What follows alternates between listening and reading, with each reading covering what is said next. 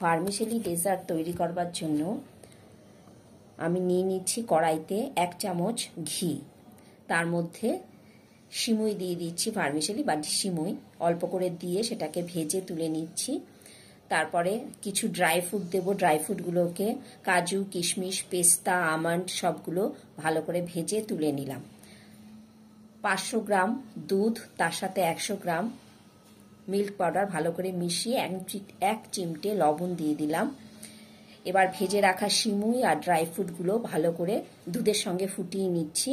এদিকে একটা আম পেস্ট করে নিলাম মিক্সিতে।